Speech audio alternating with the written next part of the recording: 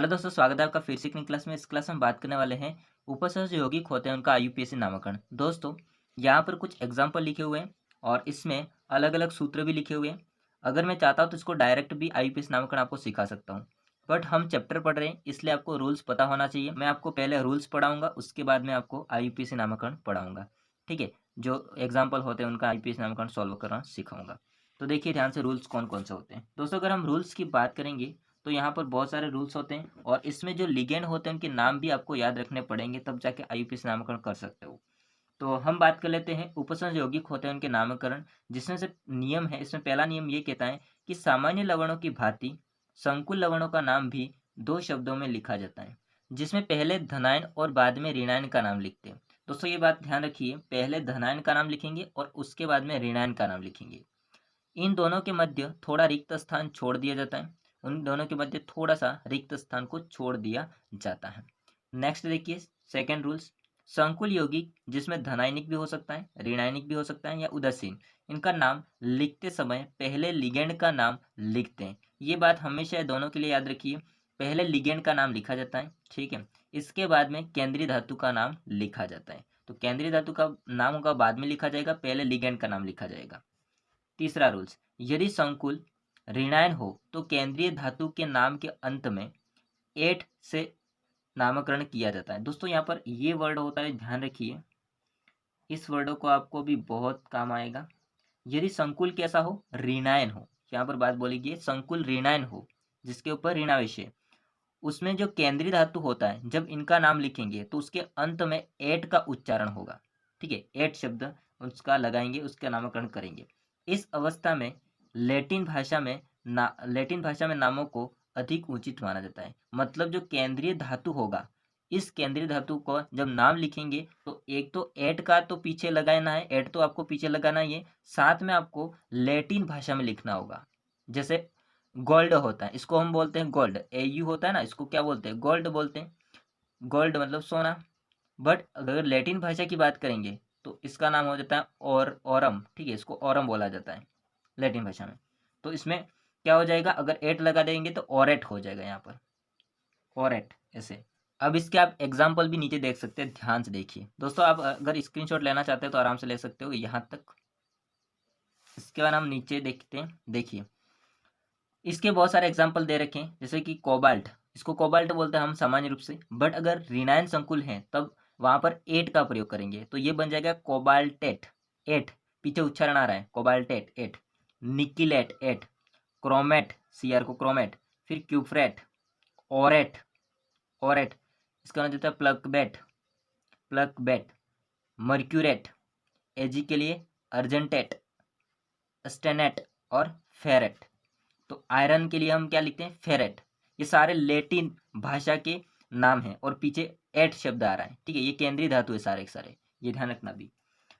अगर बात करते हैं दोस्तों, नोट बात ये है कि यदि कोई संकुल धनायनिक है या फिर उदासीन है, अभी हमने बात की थी ऋणायन संकुल की, बट यदि कोई धनायनिक या फिर उदासीन है तो उस टाइम पे केंद्रीय धातु परमाणु जो होता है उनका नाम सामान्य लिखते हैं। मतलब जैसे आयरन है तो आयरन ही लिखेंगे, इसको फेरेट नहीं लिखेंगे। आ रही बात समझे।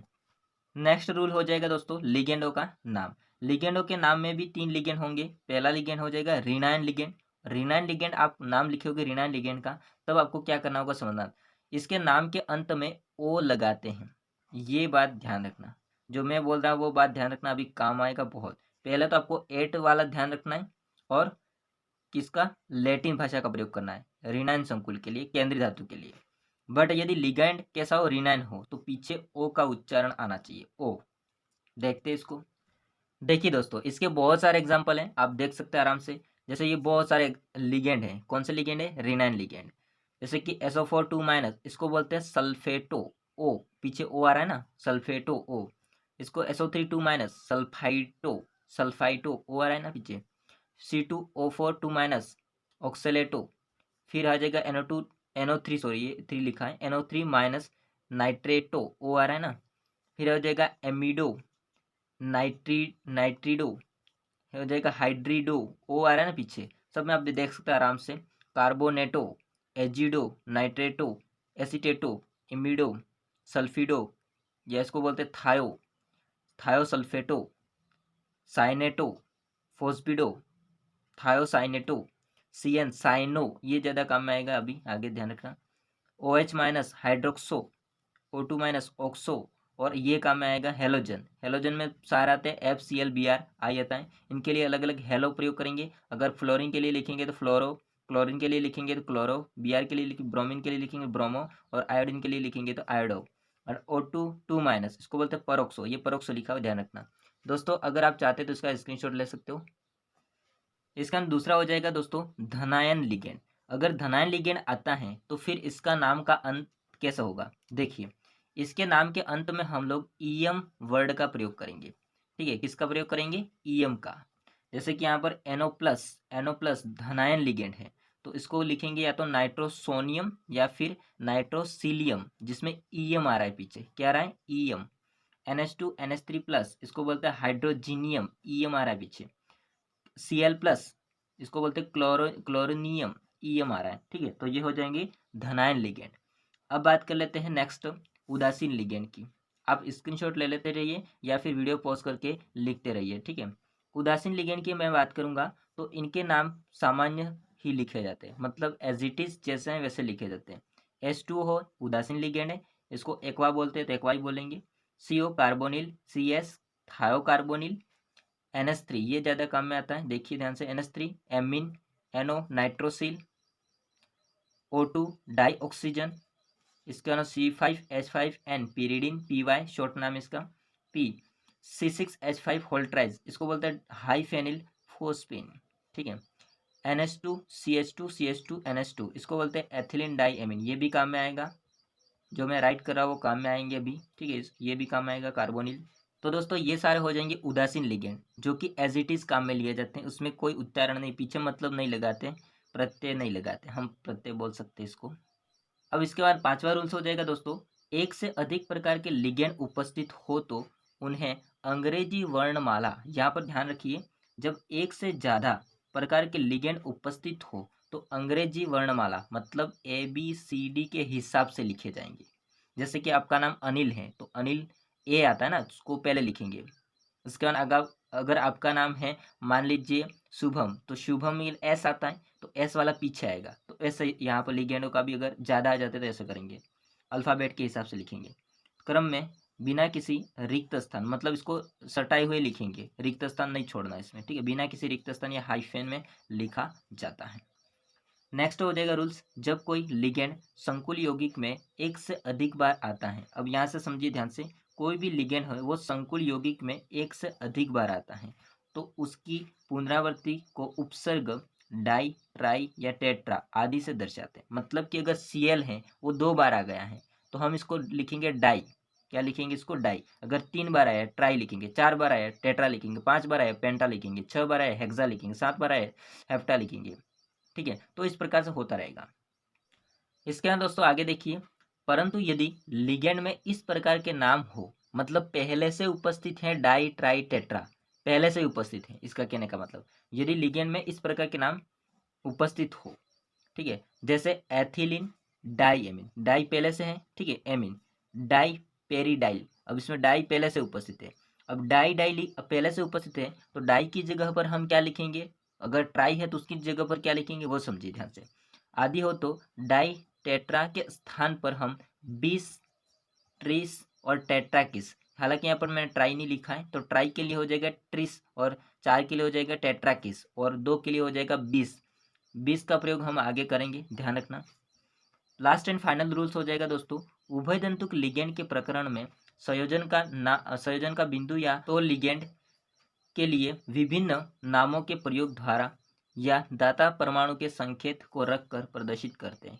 इसका कहने का मतलब ये है, यदि उभय दंतुक लिगेंड आता है जिसमें दोनों दाता परमाणु हो सकते हैं तो उस टाइम पे जो भी दाता परमाणु होगा उसका सिंबल पीछे लिख देंगे, संकेत लिख देंगे। जैसे उभय दंतुक लिगेंड होता है CN, ये दोस्तों CN की तरह भी काम करता है और NC की तरह भी काम करता है। तब यहाँ पर अगर CN की तरह काम करेगा तो इसमें कार्बन दाता परमाणु जो हो जाएगा, और अगर NC की तरह काम करेगा तो नाइट्रोजन दाता परमाणु हो जाएगा। तो जो भी दाता परमाणु होगा उसको संकेत के रूप में लिख देंगे, जैसे साइनो या फिर साइनो C लिखेंगे। C क्या है, दाता परमाणु। NO2 ये भी दो उभय दंतुक लिगेंड है, उसमें भी 2 दाता परमाणु होते हैं, ONO। तो अगर ONO है तो ऑक्सीजन दाता परमाणु, अगर NO2 माइनस है तो नाइट्रोजन दाता परमाणु। ठीक है, तो ये इनके पीछे संकेत लिखा जाता है, बस वही बात है। यहाँ पर देखो थायोसाइनेटो के लिए S लिखा है क्योंकि इसमें S होता है, वो दाता परमाणु है, केंद्रीय धातु को इलेक्ट्रॉन प्रदान कर रहा है। NC देखो यहाँ पर मैंने बात की ना, NC इसको बोलते हैं आइसोसाइनो, जिसमें N अभी फिलहाल के लिए आगे क्या है साइनो, साइनो के लिए C, क्योंकि उसमें दाता परमाणु हो जाएगा आपका कार्बन, और यहाँ पर दाता परमाणु कौन हो जाएगा नाइट्रोजन, तो N लिखा है। ठीक है, ONO माइनस नाइट्रिटो या नाइट्रिटो, इसमें O लिखेंगे क्योंकि ऑक्सीजन हो जाएगा दाता परमाणु। इसका नाम हो जाएगा NCS, इसको बोलते हैं आइसोथायोसाइनेटो या फिर आइसोथायोसाइनेटो N लिख सकते हैं। दोस्तों यहाँ पर साइनेटो, यहाँ पर साइ होता है वो मैंने यहाँ पर नहीं लिखा है, देख लेना। ठीक है, आइसोथायोसाइनेटो N। तो दोस्तों ये थे इनके रूल्स। अब हम लोग एग्जाम्पल को समझते हैं, ध्यान से देखिए। दोस्तों यहाँ पर आपको तीन चीजें मिलेगी। पहला हो जाएगा धनायन संकुल, सेकंड हो जाएगा ऋणायन संकुल, और थर्ड हो जाएगा उदासीन संकुल। यदि हम बात करेंगे धनायन संकुल, तो इनके नामकरण करने के लिए आपको इस सूत्र को याद रखना पड़ेगा। सबसे पहले लिगेंड का नाम लिखेंगे, इसके बाद में धातु परमाणु का नाम लिखेंगे, इसके बाद में ऑक्सीकरण संख्या लिखेंगे रोमन संख्या में। ठीक है, इसको रोमन संख्या कोष्टक में लिखेंगे, ऐसे कुछ भी हो सकते इसमें। इसके बाद लास्ट लिखेंगे सरल ऋणायन का नाम। सरल ऋणायन मतलब एज इट इज ऋणायन का नाम है वैसा ही लिखना है, न कि उसमें डाई ट्राई का प्रयोग करना है, कुछ भी नहीं। ठीक है, तो हम इसको समझते हैं, इसके बाद इसको समझेंगे। देखिए दोस्तों, हमारे पास में एग्जाम्पल है PtNH3 6Cl4।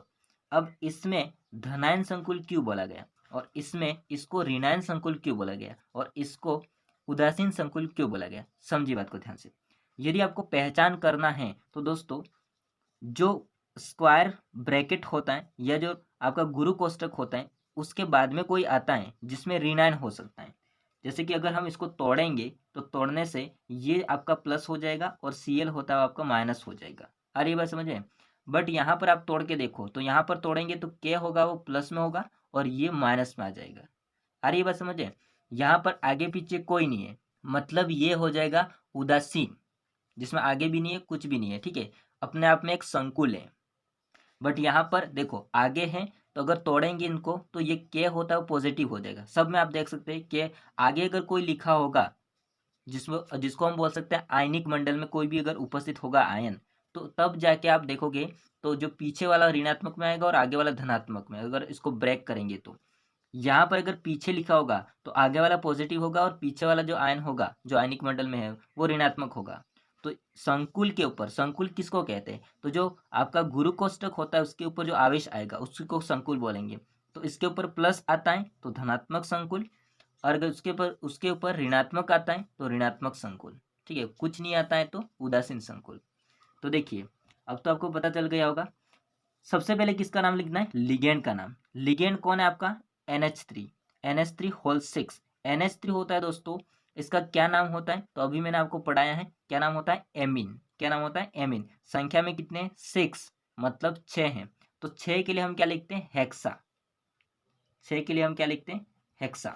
इसके बाद क्या लिखेंगे एमीन, हेक्सा एमीन। आ रही बात समझे। अब किसका नाम लिखेंगे धातु परमाणु का। देखो लिगेंड का नाम लिख दिया हमने, अब धातु परमाणु का। धातु कौन है आपका परमाणु Pt प्लेटिनम, तो यहाँ पर हम लिख देंगे प्लेटिनम। अब ध्यान रखना इसमें एट का प्रयोग नहीं करना है, एट का प्रयोग हम करेंगे ऋणात्मक संकुल में। और यहाँ पर आपको दिख भी रहा होगा लिखा हुआ है। ठीक है, जैसे हमारे सूत्र है वैसा ही काम करना है यहाँ पर। तो लिखेंगे हम प्लेटिनम। ठीक है, इसको पूरा एक साथ खींचे लाइन। इसके बाद में ऑक्सीकरण संख्या, ऑक्सीकरण संख्या आ जाएगी रोमन संख्या में, और लास्ट में आ जाएगा सरल ऋणायन का नाम, जो कि आपका कौन है Cl को बोलते हैं क्लोराइड, न कि क्लोरो। क्लोरो नहीं लिखना है क्योंकि यहाँ पर ये बाहर है। ठीक है, सरल ऋणायन का नाम लिखना है, तो यहाँ पर आ जाएगा क्लोराइड। दोस्तों यहाँ पर बहुत सारे ऐसे होते हैं जो कि अलग अलग आपको बताएंगे, बट मैं यहाँ पर आपको प्रॉपर बता रहा हूँ कि किस प्रकार से आपको काम करना है। अब बात रही यहाँ पर ऑक्सीकरण संख्या की, तो ऑक्सीकरण संख्या हम ज्ञात करते हैं। देखिए Pt को मान लेते हैं x, इसका हो जाता है प्लस NH3 संख्या में कितने हैं 6, और एक NH3 का आवेश या ऑक्सीकरण संख्या होती है 0, प्लस यहाँ पर हो जाएगा क्लोरीन, क्लोरीन कितने संख्या में 4, और एक क्लोरीन के ऊपर -1 चार्ज जो होता है बराबर 0। x ये तो 0 हो जाएगा, यहाँ से बचेगा कौन ओनली 4 -4 बराबर 0। तो x बराबर कितना हो जाएगा उधर जाके प्लस का 4। तो दोस्तों यहाँ पर इसके ऑक्सीकरण संख्या की बात करेंगे तो कितनी आई है, 4। ठीक है, तो इसको रोमन संख्या में कैसे लिखेंगे, ऐसे। तो ये हो जाएगा प्रॉपर इसका यूपीएससी नाम। ठीक है, नेक्स्ट देखिए, तीसरे की हम बात करेंगे तो सबसे पहला काम क्या करना, आपको लिगेंड का नाम लिखना है। लिगेंड कौन आपका, NH3 वही है। कितने संख्या में, 2। 2 के लिए हम क्या लिखते हैं, डाई। डाई का प्रयोग करते हैं। और कौन है, एमीन है, तो एमीन आ जाएगा। इसके बाद में किसका नाम लिखते हैं, धातु परमाणु का नाम। धातु कौन आपका, सिल्वर। यहाँ पर इसको सिंपल लिखेंगे, सिल्वर। ठीक है, इसको खींच दिया हमने लाइन। इसके बाद में क्या लिखेंगे, ऑक्सीकरण संख्या रोमन संख्या में ज्ञात करनी पड़ेगी वो तो। और लास्ट में कौन आपका सरल ऋणायन कौन है, तो सरल ऋणायन है आपका क्लोराइड, तो क्लोराइड आ जाएगा। ऑक्सीकरण संख्या ज्ञात कीजिए। एक्स मानेंगे Ag को, NH3 कितने संख्या में, 2। एक NH3 का मान कितना होता है, 0, अभी बताया मैंने आपको। प्लस ये Cl, एक ही Cl है और एक Cl है, उसका आवेश कितना होता है, -1 बराबर 0। तो x ये तो 0 हो जाएगा, यहाँ से बचेगा 1 इंटू -1, तो ये तो हो जाएगा -1, तो -1 ही बचेगा ओनली फॉर। तो x बराबर कितना हो जाएगा, +1। तो यहाँ पर रोमन संख्या में कितना लिखेंगे, 1। ठीक है, तो इस प्रकार से हो जाएगा इसका नाम, डाई एमीन सिल्वर 1। इसमें रोमन संख्या में ऑक्सीकरण संख्या और क्लोराइड। लास्ट देखिए धनात्मक संकुल का एक एग्जाम्पल और।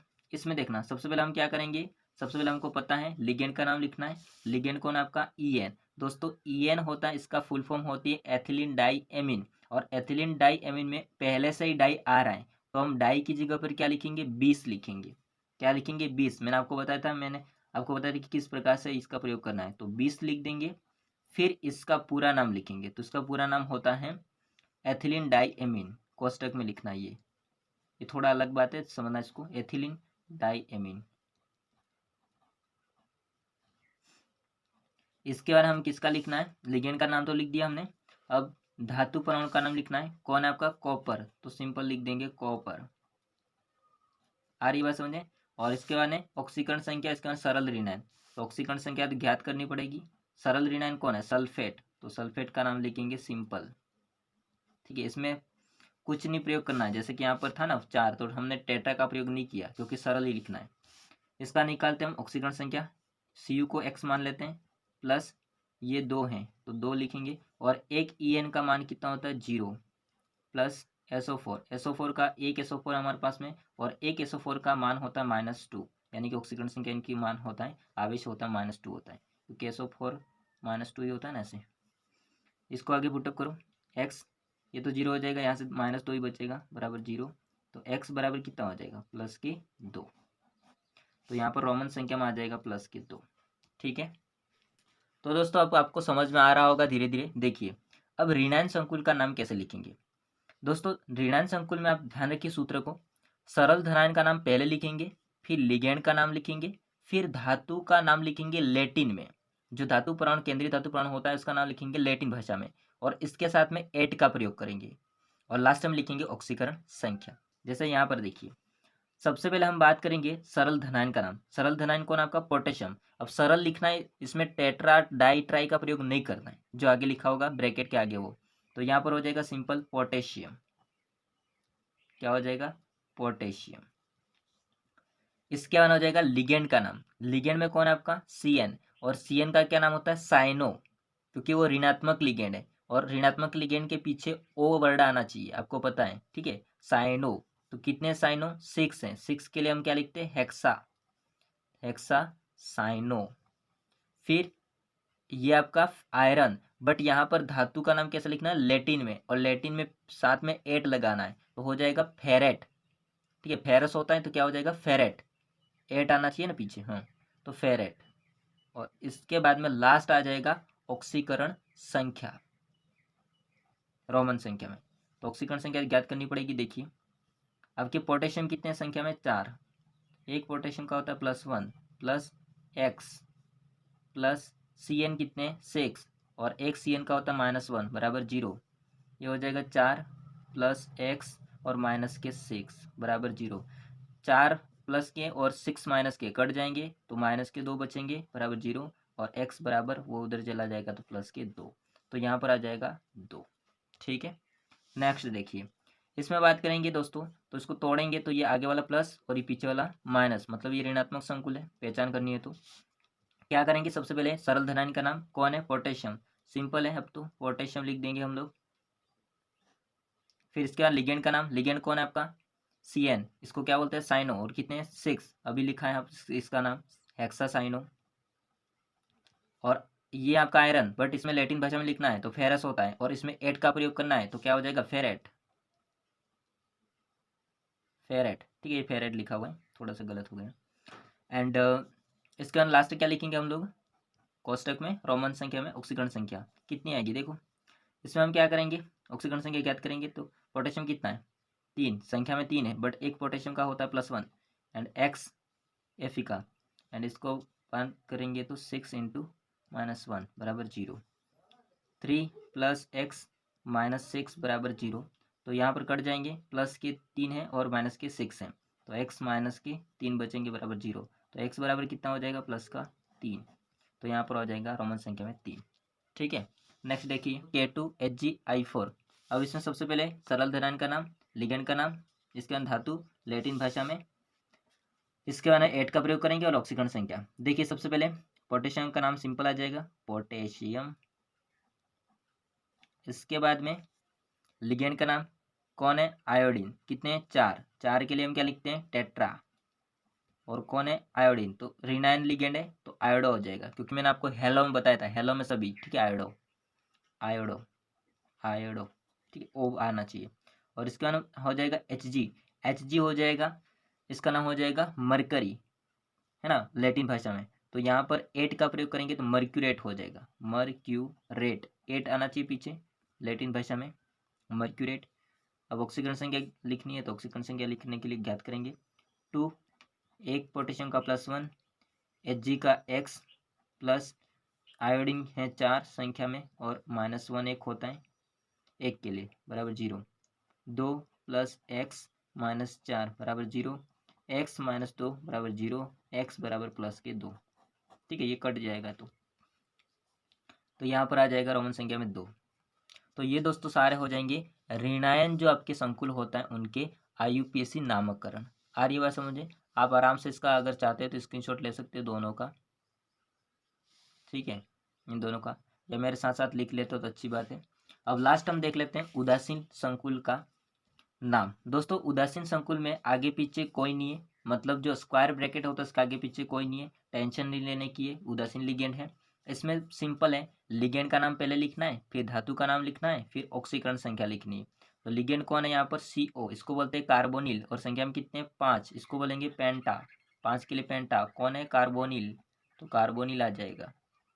और यहाँ पर फेरेट जैसा नहीं लिखना कुछ भी, ठीक है, सिंपल लिखना है इसमें। तो है अपने पास आयरन, तो आयरन लिख देंगे, ठीक है, कार्बोनिल आयरन।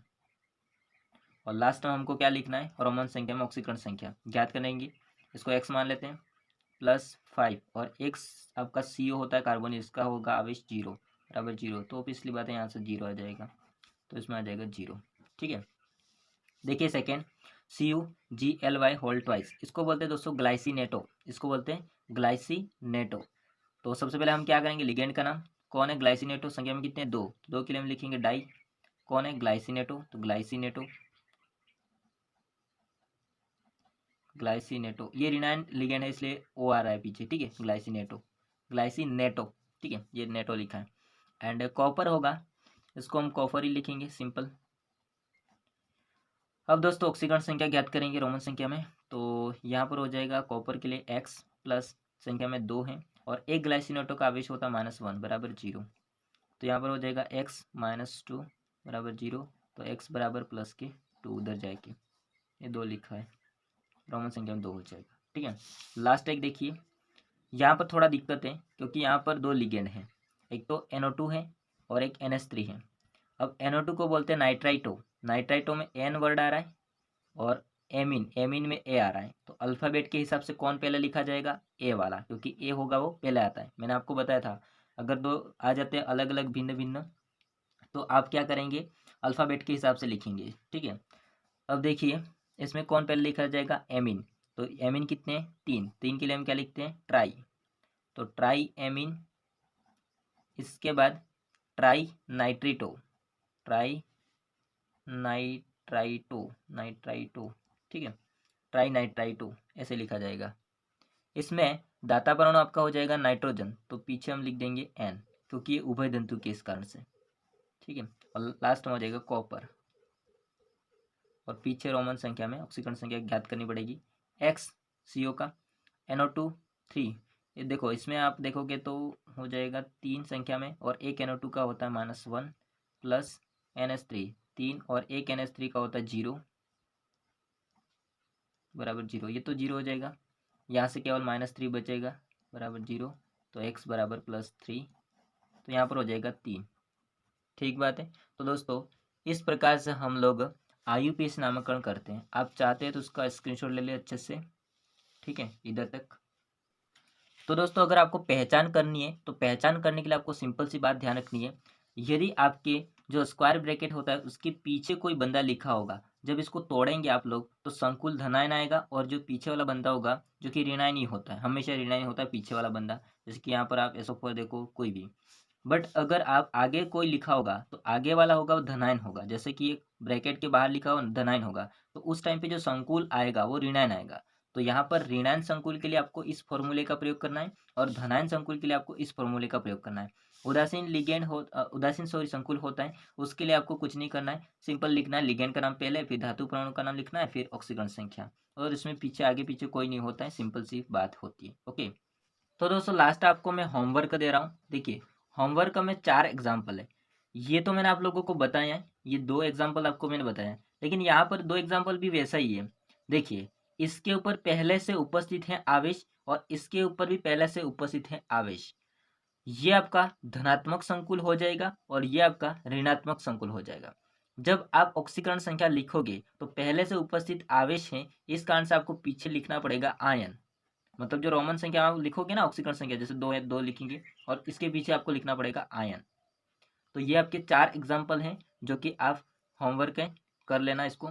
और ये वीडियो कैसा लगा कमेंट करके बताएगा, वीडियो अच्छा लगा तो लाइक कीजिए, चैनल को सब्सक्राइब कर देना। मिलते हैं नेक्स्ट वीडियो में, तब तक के लिए जय हिंद, वंदे मातरम।